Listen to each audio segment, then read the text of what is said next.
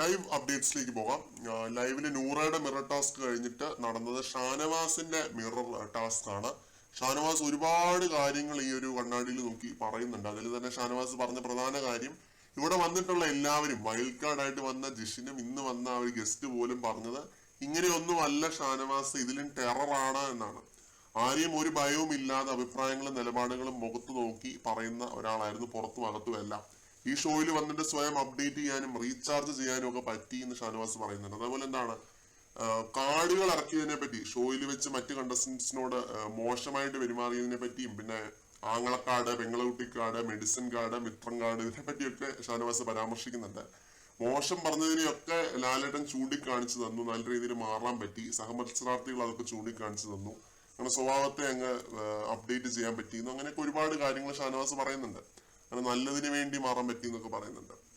പിന്നെ പ്രേക്ഷകരോട് നന്ദി പറയുന്നുണ്ട്, എന്നെ ഒരു ചേട്ടനായിട്ടും ആങ്ങളയായിട്ടും അതേപോലെ അച്ഛനായിട്ടും കണ്ടവർക്ക് നന്ദി, അങ്ങനെയൊക്കെ നല്ല രീതിയിൽ തന്നെ ഷാനവാസ് സംസാരിച്ചു കേട്ടോ. ഷാനവാസിന്റെ തുടക്കകാലത്തെയൊക്കെ ഒരു ഗെയിം കണ്ടിട്ട് നമ്മളൊക്കെ പ്രതീക്ഷിച്ചത് ഇത് ഷാനവാസിന്റെ സീസണാണ്, ഷാനവാസ് കൊണ്ടുപോകും, ഷാനവാസ് കപ്പടിക്കും എന്നാണ്. കാരണം അത്രയും ആ രീതിയിൽ ഡോമിനേറ്റ് ചെയ്ത് നിന്നൊരു കണ്ടസ്റ്റന്റ് ആയിരുന്നു, മുന്നിൽ നിന്നൊരു കണ്ടസ്റ്റന്റ് ആയിരുന്നു. പോളുകളിലും എല്ലാം കുറെ മികച്ച രീതിയിൽ വാക്കുകൾ കൊണ്ട് അമ്മാനമാടി എല്ലാവരെയും തന്നെ വരുതിക്ക് കൊണ്ടുവന്ന് അങ്ങനെ കളിച്ചൊരു പ്ലെയർ ആണ്. പിന്നെ ഷാനവാസിന്റെ ഗെയിം ഭയങ്കരമായിട്ട് താഴെ പോയ പോലെ തോന്നി.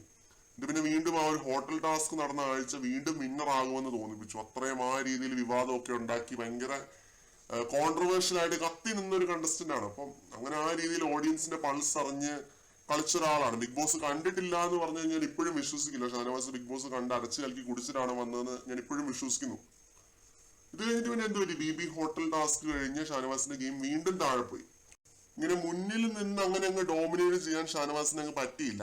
അത് കണ്ടിന്യൂസ് ആയിട്ട് തുടർച്ചയായിട്ട് അങ്ങനെ അങ്ങ് നിൽക്കാനായിട്ട് ഷാനവാസിന് പറ്റിയില്ല, കത്തി നിൽക്കാനായിട്ട് പറ്റിയില്ല എന്നുള്ളതാണ് ഒരു വലിയ നെഗറ്റീവായിട്ട് ഞാൻ കാണുന്നത്. പിന്നെ വീണ്ടും ഫിനാലെ വീക്ക് ഒക്കെ ആയപ്പോൾ ഭയങ്കര ഡൗൺ ആയിപ്പോയി. ഷാനവാസിന്റെ ഗെയിം തന്നെ പാടെ അങ്ങ് തീർന്ന മട്ടാണ്.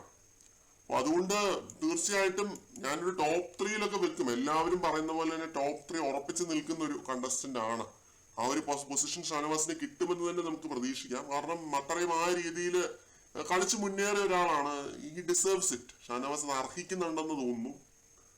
അപ്പോ ഈ രീതിയിൽ സംസാരിക്കുന്നുമുണ്ട്. ഒരുപാട് ശാരീരിക ബുദ്ധിമുട്ടുകളൊക്കെ തരണം ചെയ്ത് വന്ന ഒരാളാണ്. ഒരിക്കലും ഇങ്ങനെ ഒരാൾക്ക് പറ്റിയ ഷോ ഒന്നും അല്ല ബിഗ് ബോസ്. എല്ലാവരും പറഞ്ഞപ്പോഴും നമ്മൾ പറഞ്ഞിരുന്നു ഇങ്ങനെയുള്ളവരും വരട്ടെ, ഇങ്ങനെയുള്ളവരും കളിക്കട്ടെ, അപ്പൊ അവർക്കൊരു പ്രചോദനമാവും ഷാനവാസ് ടോപ്പ് 3 വന്നു കഴിഞ്ഞാൽ. കാരണം അത്രയും ആ രീതിയിൽ നിന്ന് ആക്റ്റീവായിട്ട് നിന്ന് കളിച്ച ഒരാളാണ്. അങ്ങനെ മാറിയിരിക്കാമായിരുന്നു വേണമെന്നുണ്ടെങ്കിൽ.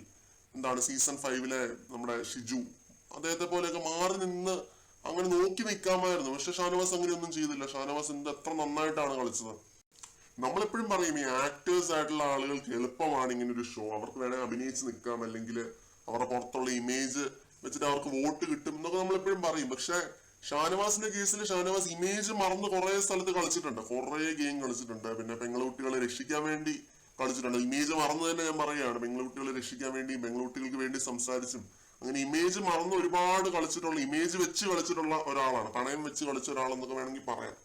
അപ്പൊ അങ്ങനെ ഗെയിം കളിച്ച ഒരാളെന്ന നിലയ്ക്ക് ഷാനവാസ് ടോപ്പ് 3 അർഹിക്കുന്നുണ്ട് എന്ന് ഞാൻ പറയും. കൂടുതൽ അപ്ഡേറ്റ്സുമായിട്ട് വീണ്ടും കാണാം.